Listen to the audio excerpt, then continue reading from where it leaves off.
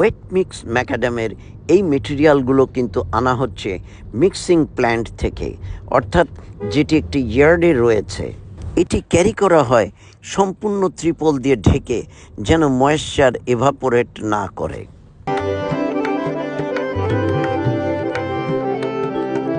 এরপরেই দেখুন গ্রেডার দিয়ে ফার্স্ট লেয়ার লে করা হচ্ছে, স্প্রেড করা হচ্ছে। স্বভাবতই প্রশ্ন জাগে যে লুজ ভলিউম আমরা কত ফেলব, অর্থাৎ এটি লুজ থিকনেস কত। আমরা WMM ফার্স্ট লেয়ার লে করা হচ্ছে কিন্তু গ্রেডার মেশিন দিয়ে, এবং এইখানে আমরা লুজ কিন্তু ফেলছি 93 mm। এটা কিন্তু টর দিয়ে কম্প্যাকশন করলে 75 mm আসবে। তো দেখেন যে এখানে লুজ থিকনেস 93 mm।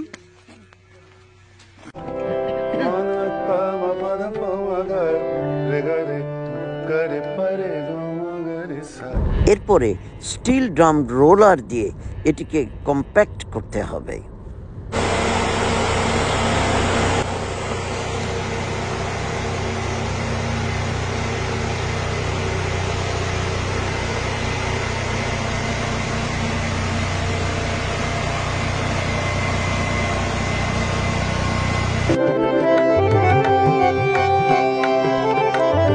প্রিয় প্রকৌশলী, তোমরা একটু খেয়াল করে দেখো যে এজিংয়ের কাছে আসলে কম্প্যাকশন অ্যাচিভ করা কিন্তু খুব কঠিন।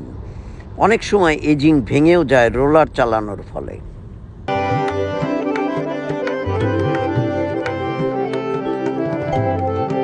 ফার্স্ট লেয়ারে আমরা গ্রেডার ইউজ করলাম কেন? এটার কারণ হচ্ছে বেজ লেভেলিং এবং কম্প্যাকশন। সাবগ্রেডে যদি কোথাও আন্ডুলেশন থাকে তাহলে তা লেভেল হয়ে যাবে। তৃতীয়ত, গ্রেডারটা পেভারের চাইতে একটু ইকোনমিক্যাল। সেকেন্ড লেয়ারে আমরা পেভার ব্যবহার করলাম কেননা প্রেসাইজ থিকনেস এবং সারফেস ফিনিশের জন্য। পেভার কনসিস্টেন্ট ডেন্সিটি আনতে পারে, এর স্পিড এবং এফিসিয়েন্সি অনেক ভালো। একটা ওয়েল প্রিপেয়ার্ড সারফেস তৈরি করার জন্য পেভার একটা খুবই ভালো equipment.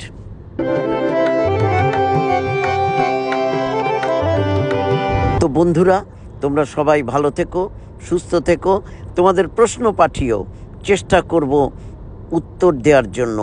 No question is stupid, but answer may be stupid. Thanks for watching and thanks for being with বিল বন্ধু।